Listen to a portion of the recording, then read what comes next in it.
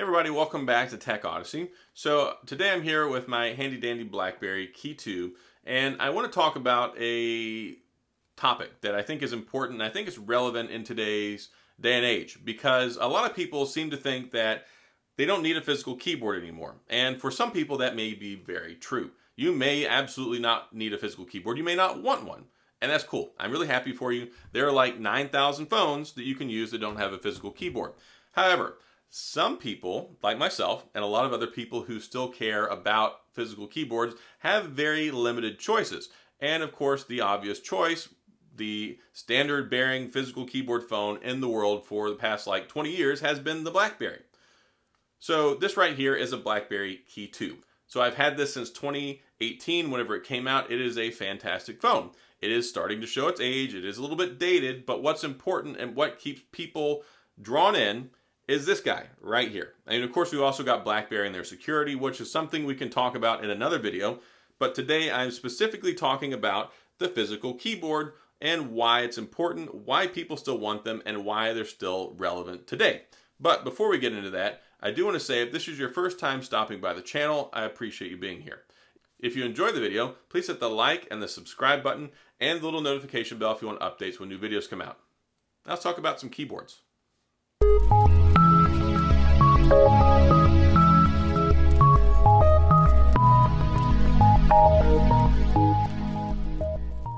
So I have a small sample size here to show you, but one of the great things about physical keyboards is the form factor. And there are a lot of different ones, and they can be very versatile. So I'm going to show you right here. This is the BlackBerry Mobile Key 1, and you can see the keyboard on here. It's got the classic 4 rows, and then it's got a decent size to it, and then the keys are nice. It's got this nice, they look almost like glass. They're very, very nice keys that we have on here, but that's not it. There's more. When you look at the Key 2, they made the keyboard a little bit bigger, and then it's also got flatter keys. They're spaced out more. You've got more room in between these frets here, and it makes for largely a better typing experience. So there's that. And then you have this very, very unique phone like the BlackBerry Passport, which was work-wide. You could display up to 60 characters on the screen from side to side, which was almost ideal for the recommended viewing experience for documents and things like that. But what really shines is this keyboard.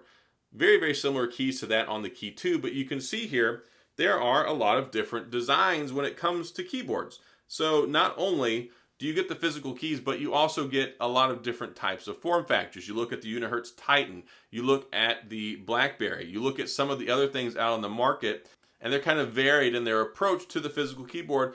But that's great because it's not like, hey, we're stuck with this one idea. We're stuck with this one model. We're stuck with these tiny little phones. If you think back to the BlackBerry Q10, the 8800, things have changed a little bit. And a lot of people look at physical keyboards and they're like, oh yeah, I remember BlackBerries 10 years ago. Well, BlackBerries 10 years ago, they were like this big. They were tiny little phones with like barely 3-inch screens on them. And some people still like those. I still like certain aspects of them, like the BlackBerry Classic, which had an amazing keyboard and a 3.5-inch screen. Fast forward, 2018, we have a 4.5-inch full 1080p LCD display on here, and then we have this really, really good keyboard.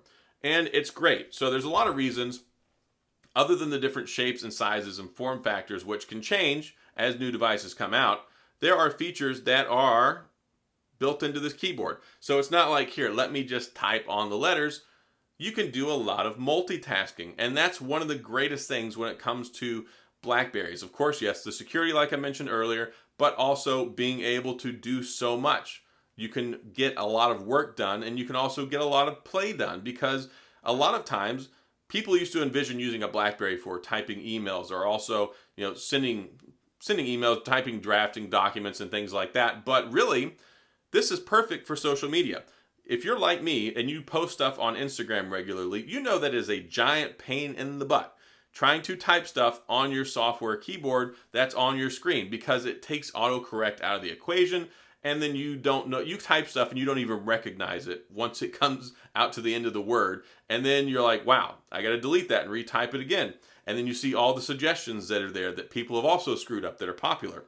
Well, when it comes to the physical keyboard, you don't have to worry about that, because you have the precision, the muscle memory to where when you're pressing a key, that's what you get. It's not an algorithm underneath the screen that's trying to predict your hit detection. It's not a software keyboard that can be different from phone to phone.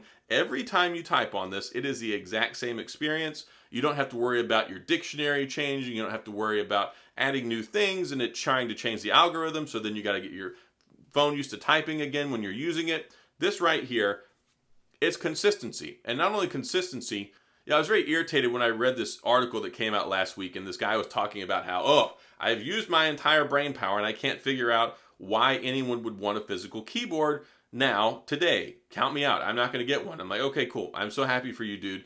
But there's a lot of us who find value in this because if you type on your phone as much as I do, you want reliability. You want performance. You want to make sure when you're typing something that it comes out the way you intended it to.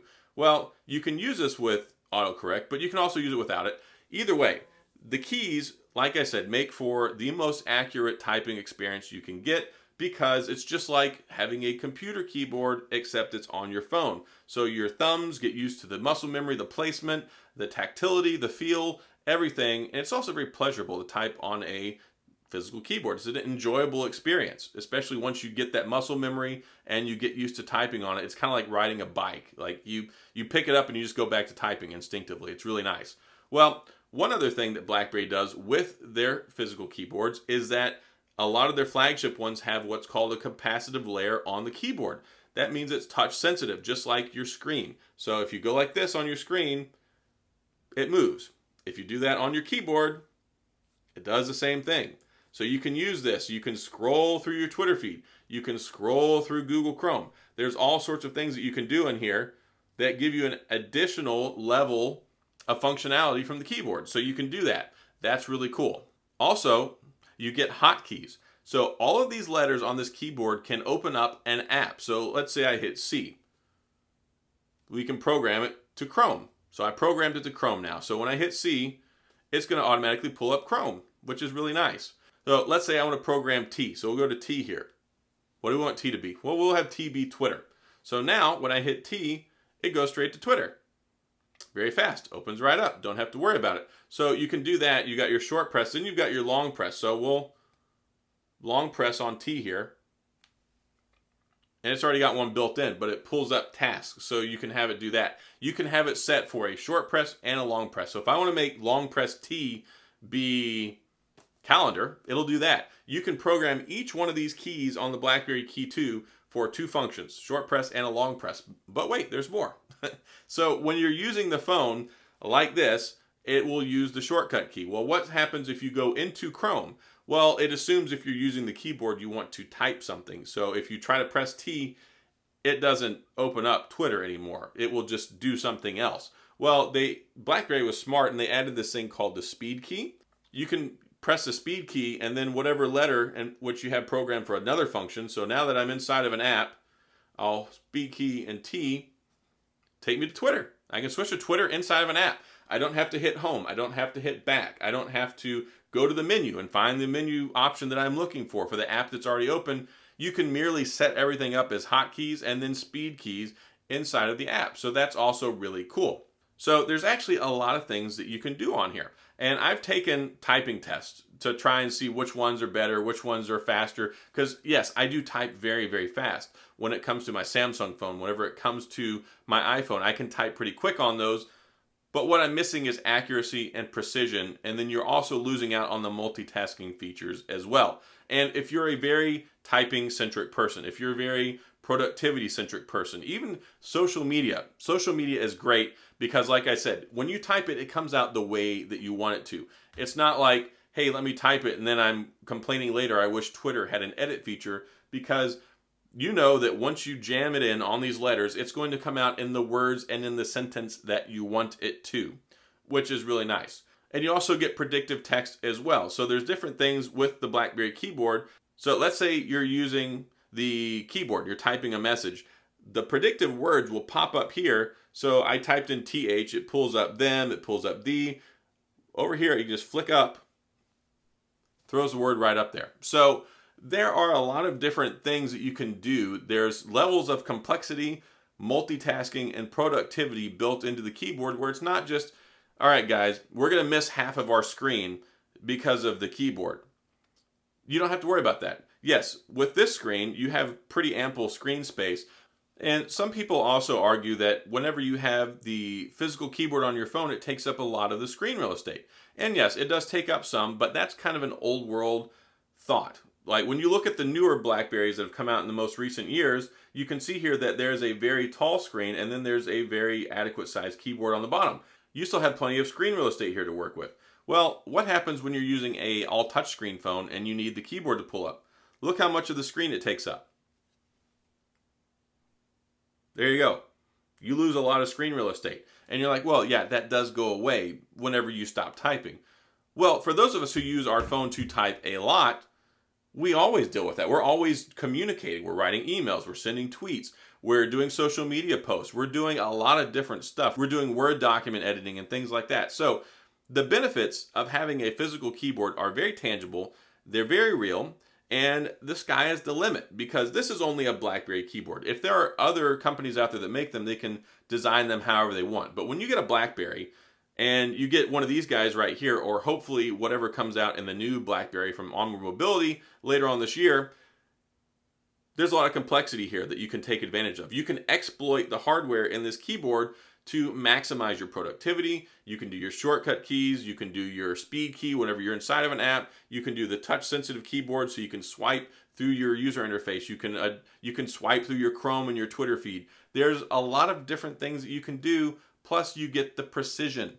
You get the muscle memory. You get the accuracy. And that right there saves time. It saves money because time is money. And also it saves a lot of frustration because there's a lot of times when realistically I'm typing with a normal phone and I want to smash it after I try and type the same hashtag 3 times and it comes out wrong. Or Apple tries to tell me what word I should be typing instead of putting the word that I've typed multiple times and it keeps changing. So there are a lot of benefits to this, and I think that it's something that has an important place in the market today, which is one of the reasons why I hang on to them, why I prefer to use them, and why I'm really excited about the upcoming BlackBerry that's being licensed out through the licensing agreement to Onward Mobility to build a 5G Android smartphone, BlackBerry. So that's all I've got in this video. I really just wanted to take some time to show this stuff off so you can get an idea for the level of complexity, the different types of features, and the different skill sets that you can use and develop having a physical keyboard as opposed to not having one and saying, oh, there's no need for it. Look, if there's anything to take away from this, yes, there are a lot of things that you can find useful in a physical keyboard. And plus, there's just people that like them like me. Choice. Choice is important. You want choice when it comes to your iPhone. You want choice when it comes to your Android phone. Well, this is just another level of that. And going into 2021, where we're at now, there's a lot of different form factors out there now. It's not just slabs.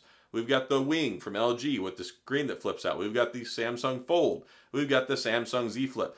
There are a lot of different ways that smartphone manufacturers are trying to make a better, more unique experience for people to use on their phone because they get tired of using the same old slab phone. So that's all I've got on my discussion regarding the relevancy of physical keyboards when it comes to phones and why people love them, why BlackBerry is still relevant and important, and I'm very grateful there's a new phone coming out. So that's all I've got. If you have any questions or comments, please feel free to leave them down in the comment section. I will get back with you. If you enjoyed the video, please hit the like and the subscribe button and the little notification bell if you want updates when new videos come out. And as always, thanks for being here. I appreciate you watching, and I'll see you guys next time.